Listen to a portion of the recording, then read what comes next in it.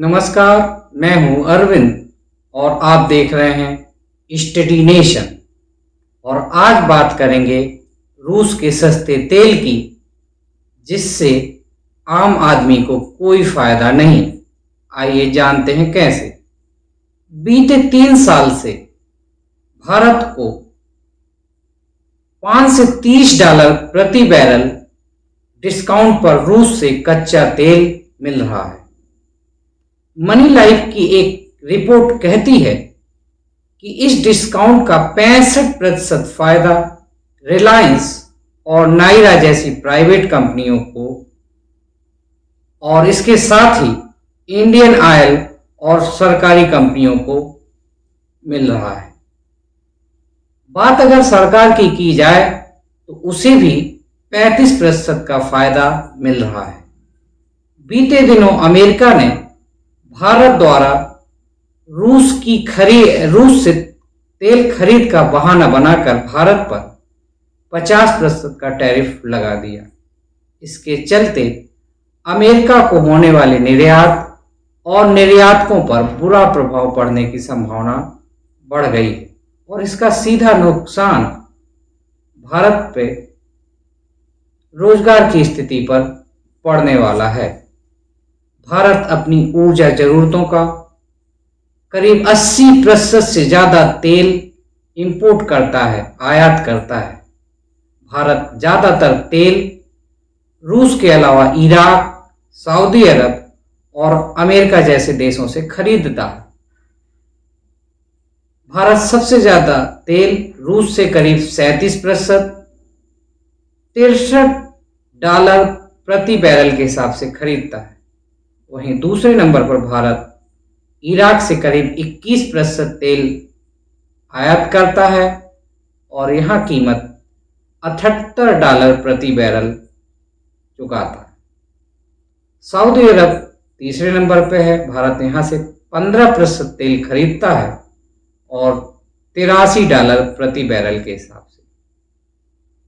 चौथे नंबर पर आता है अमेरिका, जहाँ से भारत 7% तेल इंपोर्ट करता है और कीमत चुकाता है $83 प्रति बैरल। प्रतिबंधों के चलते सबसे कम तेल भारत खरीदता है ईरान से केवल 1% और यह कीमत होती है $78 प्रति बैरल। तो यहाँ पर हम देख सकते हैं कि भारत सबसे ज़्यादा तेल इंपोर्ट करता है रूस से और वो भी सबसे कम दामों पर।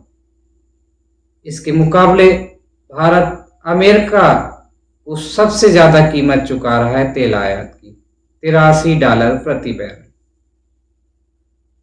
भारत रूस से सबसे ज़्यादा तेल खरीद रहा है, वो भी सस्ते दामों पर। फिर भी आम आदमी को सस्ते तेल का फायदा क्यों नहीं मिल रहा है?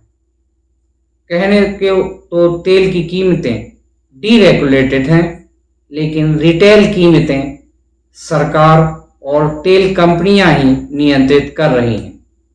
सरकार को टैक्स से स्थिर आय चाहिए और तेल कंपनियां पुराने एलपीजी सब्सिडी के नुकसान का हवाला देकर अपने फायदे के मार्जिन को लगातार बढ़ा रही हैं।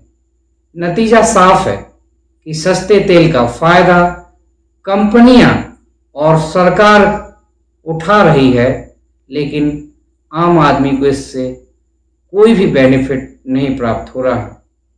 पेट्रोल और डीजल की कीमत का 40% से ज़्यादा हिस्सा टैक्स होता है।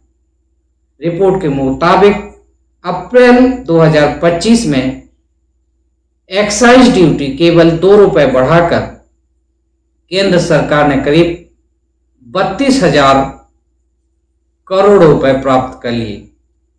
सरकार के लिए यह टैक्स एक स्थिर और भरोसेमंद आय का स्रोत है। सस्ते तेल का फायदा ग्राहकों को देने के बजाय सरकार इस पैसे से अपना खजाना भर रही है। तेल कंपनियों को सस्ते तेल से कितना फायदा हो रहा है, आइए इस बात को समझते हैं। वित्त वर्ष 2020 में भारत अपनी जरूरत का केवल 1.7% तेल ही रूस से आयात करता था। लेकिन 2025 में यह बढ़कर 35% से ज़्यादा हो गया। रूस से सस्ते तेल की खरीद का फायदा ऑयल कंपनियों के मुनाफे पर भी दिखा। 2022-23 में इंडियन ऑयल, भारत पेट्रोलियम और हिंदुस्तान पेट्रोलियम का कुल मुनाफा रुपए करीब 3400 करोड़ रुपए था। 2023-24 में यह बढ़कर 25 गुना रुपए 86,000 करोड़ रुपए हो गया। फायदा तो 25 गुना बढ़ा, लेकिन क्या तेल के दाम भी 25 गुना घटे? 2024-25 में इन कंपनियों का मुनाफा कम होकर करीब 33,602 करोड़ रुपए हो गया, लेकिन फिर भी यह 2022-23 के मुकाबले ज़्यादा ही था। वहीं प्राइवेट कंपनियों की अगर बात की जाए तो भारत में 2 बड़ी प्राइवेट कंपनियां और उनकी रिफाइनरीज हैं, रिलायंस इंडस्ट्रीज और नायरा एनर्जी। दोनों ही सबसे ज़्यादा कच्चे तेल को प्रोसेस करती हैं। मनी लाइफ की रिपोर्ट के मुताबिक रिलायंस ने प्रति बैरल $12.5 और नायरा एनर्जी ने $15.2 का रिफाइनिंग मार्जिन हासिल किया, यानी सस्ते में खरीदा, प्रोसेस किया और महंगे दामों में बेचा। इस प्रकार आपने देखा कि सरकारी और प्राइवेट दोनों ही कंपनियों ने सस्ते तेल का फायदा आम आदमी को बिल्कुल भी पहुंचाने की कोशिश नहीं की। फायदा तेल कंपनियों को सरकार का और अमेरिका का टैरिफ कहर झेले भारत की आम जनता। अमेरिका को निर्यात करने वाली कंपनियां और उसके कर्मचारी भी अमेरिका के टैरिफ से नुकसान उठाने वाले। तो आपको आज का वीडियो कैसा लगा? अपनी राय कमेंट में दीजिए। वीडियो को लाइक करिए और शेयर करिए।